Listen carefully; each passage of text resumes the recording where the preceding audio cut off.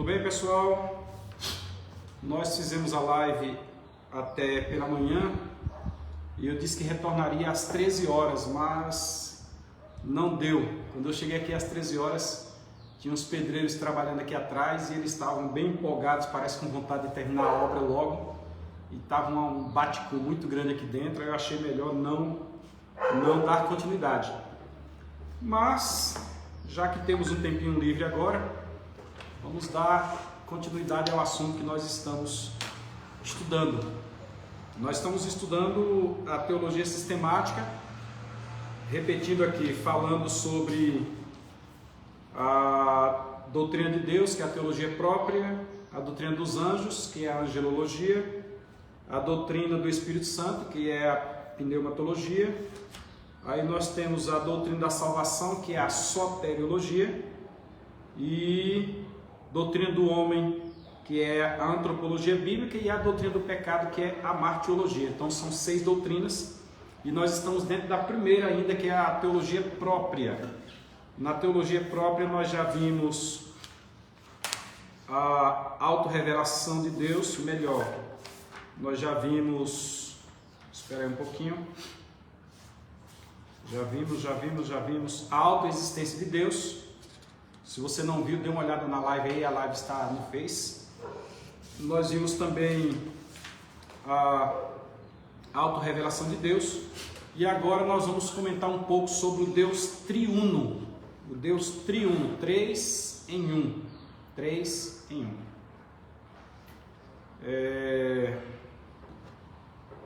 Só organizar aqui para a gente começar. Se alguém quiser deixar algum comentário aí, fique à vontade, tá? Comente depois com... Não vou responder agora porque não dá, a câmera está um pouco distante de mim. Se eu for me aproximar da câmera, eu vou perder alguma coisa. Espera só um pouquinho, deixa eu baixar até um pouquinho essa câmera aqui. O programa ao vivo é assim mesmo. Isto.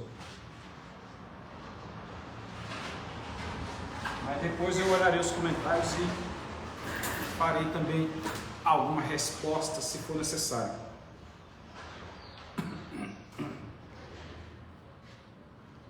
No Deus triuno nós temos a revelação da Trindade. A Trindade se revela na Bíblia Sagrada. Nós temos na Bíblia Sagrada a revelação da Trindade. E esta revelação ela é uma revelação progressiva. Você começa no livro de Gênesis, no capítulo 1, no versículo 1, onde Deus aparece em Gênesis. No princípio criou Deus, ponto. Deus existe. Deus, nós já dissemos aqui que a Bíblia não se preocupa em provar a existência de Deus. Mas ela começa a revelar. E à medida que você vai lendo a Bíblia, o tempo vai passando, você vai se aproximando dos demais livros da Bíblia, você vai tendo uma revelação. A revelação de Deus ela é progressiva. E ela será cabal quando nós chegarmos diante dele. Quando nós adentrarmos no céu, nós saberemos exatamente quem Deus é. Então a primeira coisa que nós temos da revelação é que Deus Pai se revela progressivamente. Lá no Antigo Testamento não sabia-se ainda do Deus Filho e de Deus Espírito Santo. Não são 3 deuses, é um Deus só em 3 pessoas. Por isso que é uma trindade, é uma triunidade. Mas lá no Antigo Testamento a revelação começou com Deus Pai. Aí nós temos na revelação, na sequência, a revelação do Deus Filho. O mundo foi preparado para a chegada do Messias.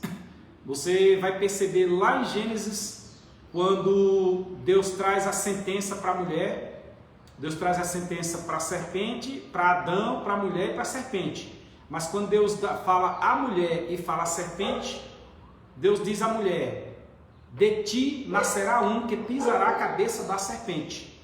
Então nós já temos uma preparação para Jesus Cristo. O tempo vai passando e algumas revelações sucintas vão surgindo no contexto bíblico. Nós vamos encontrar Isaías dizendo que um menino nos nasceu, um filho se nos deu. Isso é uma revelação. Aí depois diz: o principado está sobre ele, e assim vai, é a revelação. Quando nós chegamos no capítulo 53 de Isaías, aquela revelação de menino agora já é uma revelação de um adulto. Paulo Nascimento, seja bem-vinda. Já é a revelação de um adulto. Isaías 53 vai mostrar quase que um quadro desenhando Jesus Cristo sofrendo na via sacra. na Via Crucis, melhor dizendo, por onde ele foi maltratado e por fim foi crucificado. Isaías vai dizer: quem deu crédito à nossa pregação? E a quem se manifestou o braço do Senhor? Porque ele foi subindo perante eles como ovelha, tal. Aí ele segue fazendo a narrativa, e ali é justamente uma revelação de Cristo, porque o Antigo Testamento preparou o mundo para o recebimento de Jesus Cristo, sem falar as demais profecias que tinham acerca dele, que se cumpriram cabalmente no Novo Testamento, né? Então, o mundo foi preparado para a chegada do Messias. Aí nós temos na sequência a revelação do Espírito Santo. Coube a Jesus revelar aos discípulos que o Espírito Santo era uma pessoa também, e também uma divindade. Jesus certa vez disse: não vos deixarei órfãos, meu Pai enviará um outro Consolador. Ele se referiu ao Espírito Santo. Aí ele disse: o Espírito da verdade, que o mundo não conhece, nem o pode receber. Só um instantinho. O mundo não conhece, nem o pode receber, mas vós o conheceis e o recebereis. O Espírito Santo da verdade. Então, nós temos aí a revelação dada por Jesus acerca do Espírito Santo. Então, o Pai revelou-se no início, o mundo foi preparado para a chegada do Filho, e o Filho revelou o Espírito Santo. Doutrinas errôneas acerca da Trindade. Nós estamos falando da Trindade e existem doutrinas que são contrárias a essa ideia de Trindade. A primeira doutrina contrária é o arianismo. No arianismo, eles, seguindo uma linha ali próxima do gnosticismo, e daqui a pouco vamos falar do gnosticismo também, Deus era divino, Jesus era criação, e o Espírito Santo era uma força ativa de Deus. A Trindade não seria, para o arianismo, Deus em três pessoas, Pai, Filho e Espírito Santo, iguais, subsistentes, da mesma forma, etc. Não, mas era o Deus Criador, Jesus Cristo criatura, e o Espírito Santo uma força ativa. Essa é a teoria do arianismo. Bem próximo do arianismo, porque o arianismo deriva do gnosticismo. O gnosticismo vem ali antes de Cristo, inclusive, na época da filosofia socrática. Começa a gnose, a razão, e posterior a isso um obreiro da igreja chamado Ário, bispo, não lembro agora de que cidade ele era, mas eu tenho livros aqui, eu posso pesquisar. Era um presbítero dentro da igreja, e o Ário trouxe essa ideia de que Jesus Cristo não passa de uma forma ativa, inclusive o Espírito Santo não passa de uma força ativa, e Jesus Cristo não passa de criação. Inclusive hoje, quem defende essa teoria são as testemunhas de Jeová.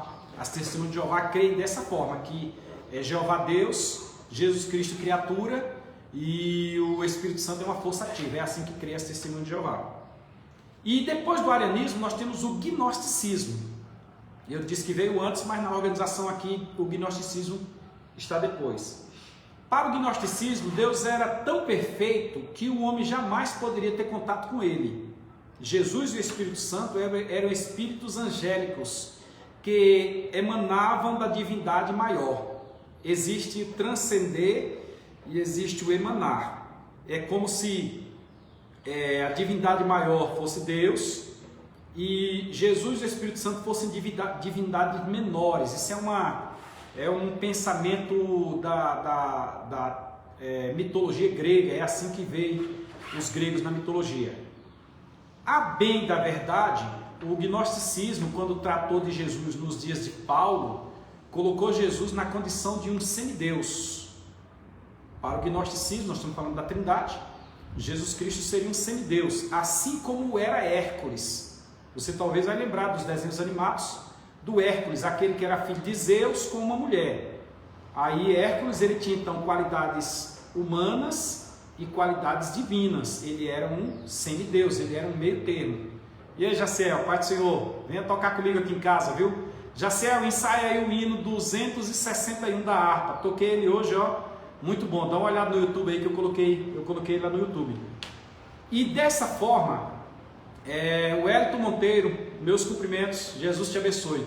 Desta forma, Jesus Cristo, não tendo a mesma essência que Deus, para o gnosticismo, Jesus Cristo não seria Deus. Então é uma das teorias errôneas, contrárias à ideia que nós temos de trindade. Teoria das mais bem fundamentadas e mais firmadas que existem.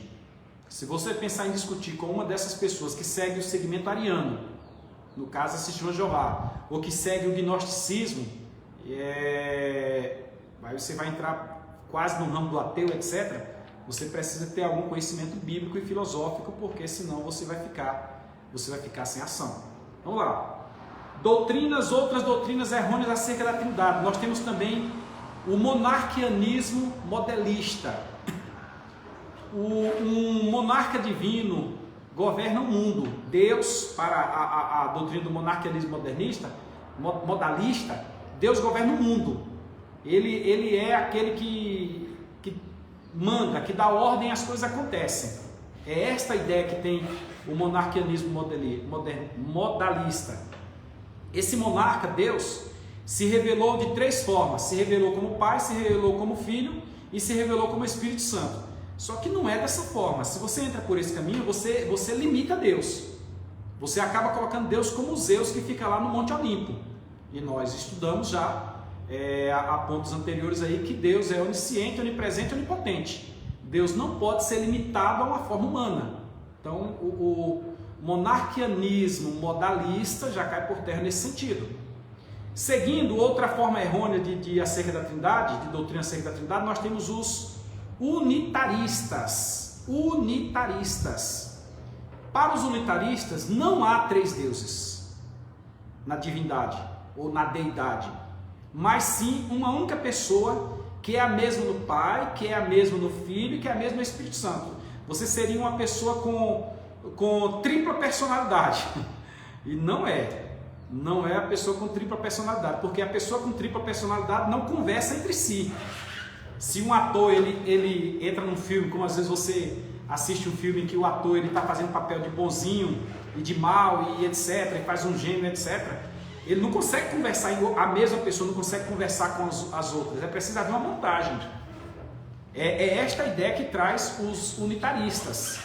Aí você já derrubaria por terra o que está na própria Bíblia Sagrada, que a Bíblia Sagrada, você vai ver no capítulo 1 o diálogo entre a Trindade. Quando diz façamos quem?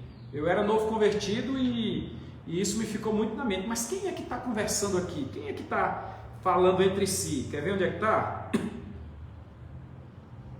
Vamos ver aqui em que texto está o façamos o homem. 27, 24.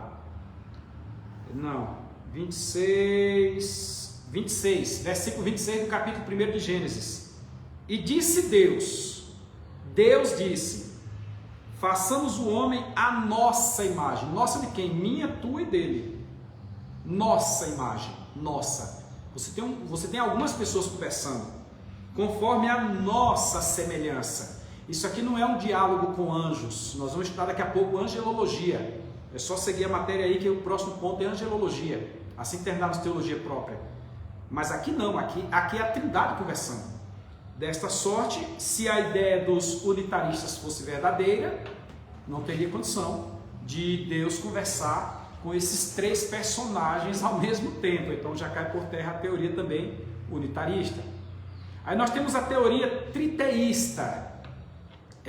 Para os triteístas, a Trindade era composta de três deuses. Neste ponto aí, quem gosta muito de fazer críticas são justamente o pessoal da Torre de Vigia, da Sociedade Torre de Vigia, as Testemunhas de Jeová.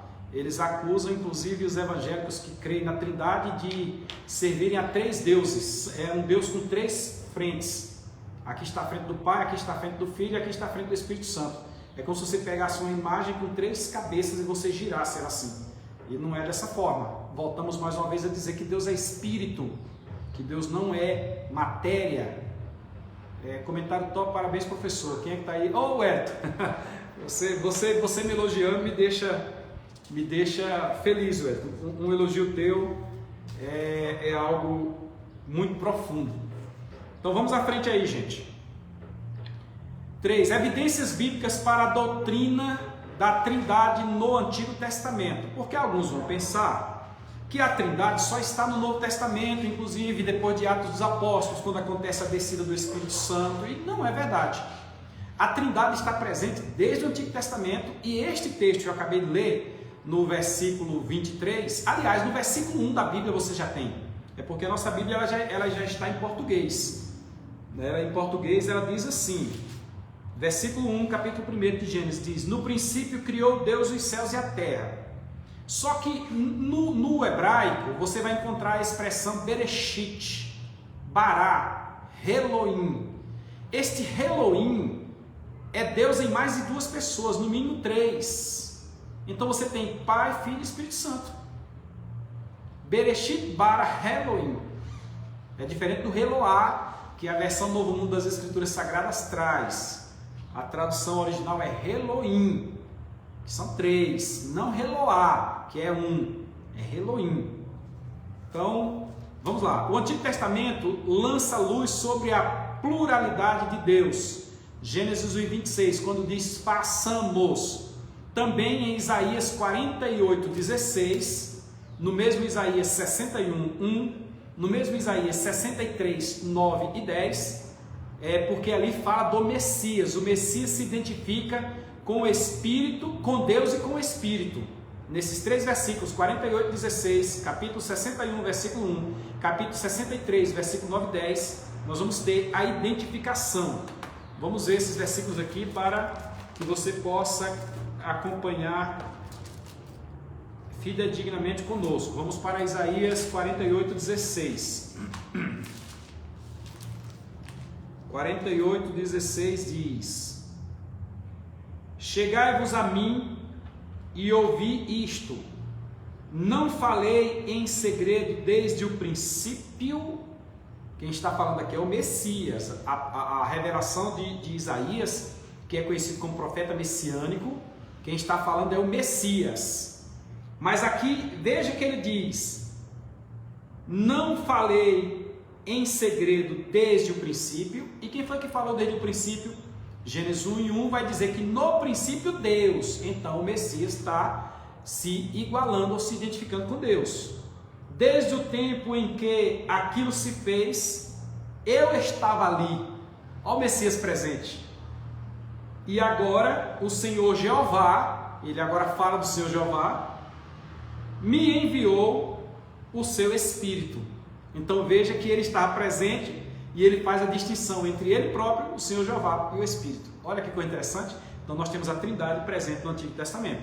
O mesmo está no capítulo 61 de Isaías, o versículo 1 vai nos trazer luz também acerca da Trindade. Diz assim: o Espírito do Senhor Jeová está sobre mim. Eu tenho sobre mim o Espírito de Jeová. O Espírito do Senhor Jeová está sobre mim. Nós temos a Trindade presente. E aí que é o texto que Jesus leu quando ele estava lá no Novo Testamento, na sinagoga, que fez a sua leitura pública do texto da lei. Jesus leu e disse: hoje cumpriu-se entre vós esta profecia. Olha que coisa interessante. Então nós temos a Trindade presente. E logo mais à frente, no capítulo 63, nos versículos 9 e 10, o 9 diz: em toda a angústia deles foi ele angustiado, e o anjo da sua presença os salvou.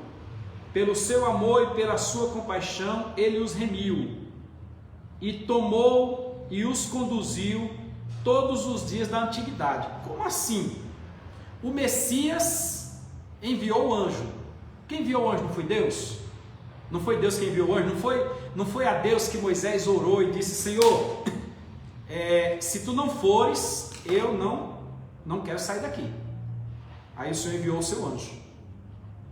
Aqui está dizendo que foi o Messias. Então você veja que há uma identificação entre Cristo, o mesmo Messias, e Deus.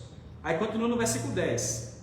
Mas eles foram rebeldes, os israelitas, e contristaram o seu espírito. O espírito do Messias foi contristado pelos israelitas. Nós estamos falando de quem? De Deus. Então você veja mais uma vez que há uma identificação entre Cristo, Deus, Jeová, e o Espírito Santo nesse texto, de forma que eles se identificam, né? Seguindo, Zacarias, o profeta, lança muita luz sobre o assunto ao falar em nome de Deus e a respeito da crucificação de Cristo. Zacarias, falando de Deus, ele fala da crucificação de Cristo e lá tem a presença do Espírito Santo dando essa inspiração a Zacarias. Enquanto o Espírito inspira, Zacarias fala em nome de Deus da crucificação de Cristo. Então você tem a Trindade presente. E isto é belo quando você começa a ler a Bíblia Sagrada. Vamos à frente. Nós vimos evidências no Antigo Testamento, agora nós vamos ver evidências bíblicas para a doutrina da Trindade no Novo Testamento. Existem outras, mas nós estamos nos atendo a essas principais para que o assunto possa progredir, senão nós vamos perder muito tempo e em vez de ajudar, faz atrapalhar. A ideia tem que ser fechada para que depois a gente possa minuciar a ideia. Em João, capítulo 1, verso 1, fala do verbo. O verbo aparece 3 vezes e, mediante todo ele, o verbo, o apóstolo transmite a ideia de que nem Deus, nem o verbo nem tem começo, sempre existiam em conjunto. Está escrito assim em João 1: no princípio era o verbo, e o verbo era Deus, e o verbo estava com Deus. Alguma Bíblia por aí vai dizer que o verbo era um Deus, mas nós já voltamos a dizer que o texto lá não diz Bereshit bara Eloá, é Bereshit bara Elohim. Logo, o verbo era Deus, ele estava no princípio com Deus, por ele todas as coisas foram feitas e sem ele nada do que foi feito se fez. João capítulo 1, versículo 1, que eu vou ler agora para você. No princípio era o verbo, e o verbo estava com Deus, e o verbo era Deus. Versículo 2, ele estava no princípio com Deus, que corrobora lá o texto de Isaías, que nós lemos no instante, Isaías 43, e sem ele nada do que foi feito se fez. Aí continua no versículo 3, todas as coisas, não, ele está com Deus, versículo 3, todas as coisas foram feitas por ele, sem ele nada do que foi feito se fez. Versículo 4, nele estava a vida e a vida era a luz dos homens. Então, nós temos a Trindade presente já neste momento. Seguindo, nós temos aí a expressão logos. Quando você lê esse texto aqui, logos é uma referência que trata da existência de Deus, que fala da criação do cosmos, a criação de todas as coisas, a perfeição e a harmonia que existe. Nós vamos encontrar, me parece que é na carta aos Hebreus, se não for, me perdoe a falta de memória, que ele é o sustentáculo de todas as coisas. É como se ele fosse a fonte de luz, aí alguém vem com o pino e pluga na fonte de luz. Isso quer dizer, se separar dele, tudo se acaba. Continuando, tudo que se pode dizer a respeito de Deus Pai, também pode ser dito a respeito de Deus Filho. Logo, você tem as ações do Pai no Filho e você também terá algumas das ações do Espírito Santo. Você tem a Trindade presente no Novo Testamento. Vamos à frente. Esta questão que nós falamos, você pode comprovar em João, capítulo 14, versículos 9 e 10. João 16, versículo 16. Colossenses, capítulo 2 e o versículo de número 9. A exemplo de Deus, o Espírito Santo possui os atributos da deidade. Ele tem conhecimento de todas as coisas, logo ele é onisciente, é constante na sua natureza, ele não tem início, não tem fim, ele não tem variação, ele é constante. O Espírito Santo é o Espírito da verdade, o Espírito é a verdade, o Pai é a verdade, o Filho é a verdade, e o Espírito Santo é autor da vida também. Então, neste sentido, nós temos a Trindade também no Novo Testamento. Muito bem. Muitos filósofos e teólogos importantes consideram a doutrina da Trindade exacerbadamente importante. Lógico, não tem como você estudar na Bíblia Sagrada sem você considerar que Deus existe. E se a Trindade existe, e Deus é composto de Pai, Filho e Espírito Santo, como é que você não vai compreender a doutrina da Trindade? Santo Agostinho, bispo de Hipona, ele fez questão de debruçar-se sobre essa temática. Você cristão, você que estuda a Bíblia Sagrada e quer ter alguma compreensão da Bíblia Sagrada, você deve também procurar compreender a Trindade, né? Qual é a atividade da Trindade? Vamos então estudar a atividade da Trindade. Primeira atividade da Trindade na criação. A Bíblia revela que as três pessoas que compõem a Santíssima Trindade criaram todas as coisas. Anote aí, Gênesis 1 e 1, que nós já citamos, Gênesis 1 e 2, João 1 e 3, que nós já citamos, o verso 10, Colossenses 1 e 16. A Trindade também está presente quando se trata da criação do homem. Criou as coisas, que nós já estudamos que tudo foi criado para o homem. Tudo isso tem o fim de abençoar o homem. Eu até chamei a atenção de muitos que nós somos a coroa da criação. E nós temos a prova que depois disso Deus criou o homem, a Trindade criou o homem. Não é que Deus criou as coisas e depois o homem surgiu aí do nada. Não, a Trindade também criou o homem. Gênesis 1 e 26, que nós já lemos, diz façamos. Gênesis 2 e o verso 7 também vai falar. E Colossenses 1 e 16 também tem referência à Trindade criando o homem. Vamos à frente. A sustentação do universo, que eu disse há pouco que é como se fosse um cabo que vai ser colocado numa fonte de energia. A Trindade sustenta o universo. O Deus Trino é impontado. O Deus Trino é apontado nas Escrituras, sustentando e preservando o universo. No Salmo 103:30 nós vamos ter isso. Em Mateus 5:45 nós teremos isso. Em Hebreus 1, de 1 a 3 nós teremos isso. E em Colossenses 1, só que agora o versículo de número 17. Para você que está entrando agora, nós estamos estudando 6 doutrinas na teologia sistemática, e a primeira delas é a doutrina acerca de Deus, ou teologia própria, ou deontologia, como alguns chamam. E nós estamos estudando esta ainda para que possamos passar para as demais. A próxima aí será a doutrina dos anjos. Muito interessante você estudar conosco sobre os anjos. Vamos à frente. A redenção da humanidade. A redenção do homem também foi uma obra conjunta das três pessoas divinas. A redenção do homem tem a presença do Pai, do Filho e do Espírito Santo. Deus Pai elabora o plano de salvação antes mesmo da fundação do mundo, conforme Efésios 1 e 4. Abra sua Bíblia, confirme aí Efésios capítulo 1, versículo 4. Deus Filho, por sua vez, é o Redentor prometido, aquele que vem para pagar o preço, que uma coisa é remir, outra coisa é redimir. Num você paga o preço, no outro você libera e solta, você está livre, siga livre agora. Deus Filho esteve nesse papel de pagar o preço e livre, enquanto o Pai projetou, Deus Filho realizou. E Deus Espírito Santo aplica a redenção de forma prática.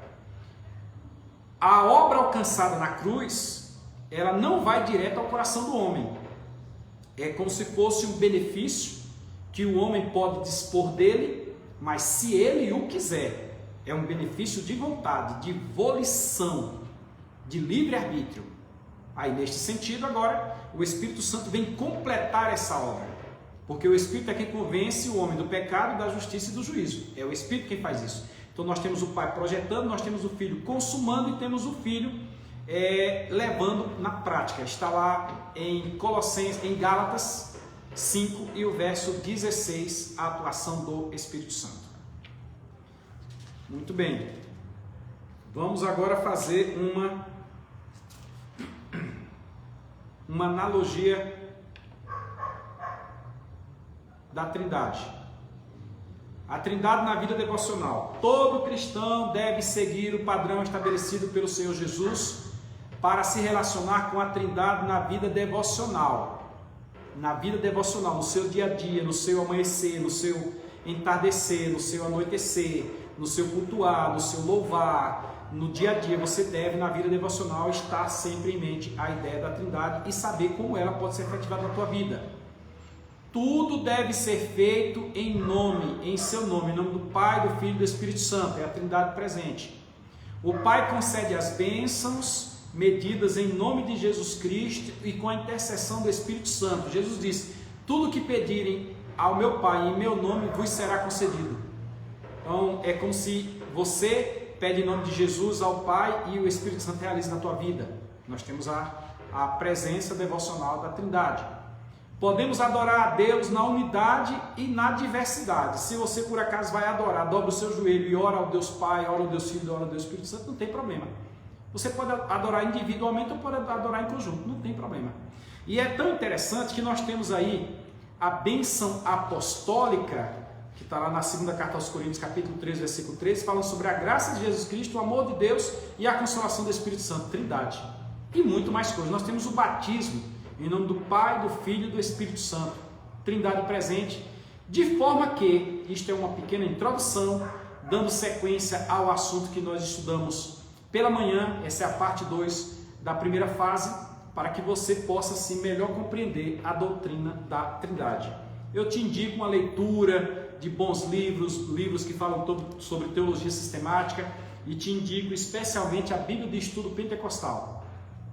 A Bíblia de Estudo Pentecostal ela tem como princípio básico ou como pano de fundo a explicação de assuntos relacionados à Trindade e às coisas espirituais. Por isso que é chamado de Bíblia de Estudo Pentecostal.